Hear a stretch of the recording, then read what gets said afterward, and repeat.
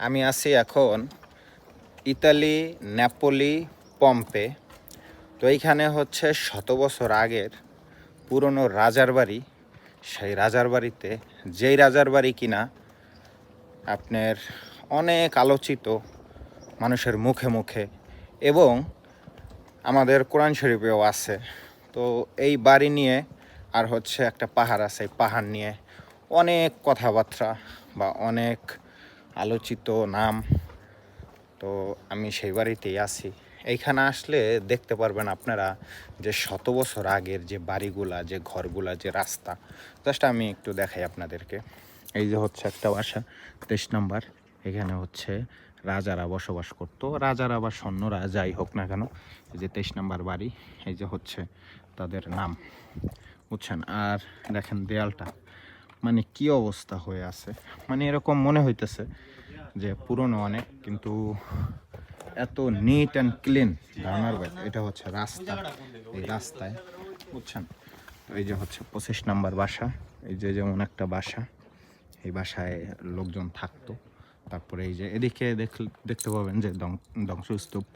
এই যে এই বাড়িটা হচ্ছে আপনার, সবাই বলে যে এটা নাকি আল্লাহ তালার গজবে আপনার মাটির নিচে ডেবে গেছে, পুরা ধ্বংস হয়ে গেছে এমন। কিন্তু কতটুকু সত্যি কতটুকু মিথ্যা জানি না, ঠিক আছে। না জানা মানে না জানি না এত কিছু বলাও ঠিক না। তো এইটাই। তো এই যে দেখেন যে আপনার পাথর, তারপরে হচ্ছে কত মানে এমনটা ভয়ানক ভয়ানক দেখতে, কিন্তু আপনার এতটা পরিষ্কার। এইটা হচ্ছে ওরা মানে মিউজিয়াম হিসাবে রাইখা দিছে। এইখানে প্রতি মাসের প্রথম সপ্তাহে রবিবার আপনি ঢুকতে পারবেন ফ্রি।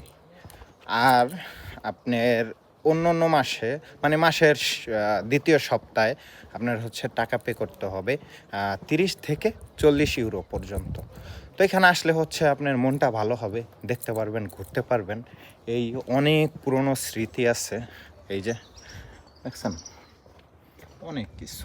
এই যে তো এই যারা হচ্ছে নেপোলিতে আছেন, যদি অবসর সময় থাকে তারা আসতে পারেন, সুন্দর মতো ঘুরতে পারবেন। একটু দেখলেন, যে দেশে থাকেন সেই দেশের ইতিহাস সম্পর্কে জানলেন, সেই দেশে শত বছর আগে কি হয়েছে সেগুলা জানলেন। তো আমি মনে করি সবার একবার হইলেও আসা উচিত, আইসা দেখে যাওয়া উচিত। তো এটাই। এই যে দেখেন এত সুন্দর এরিয়া।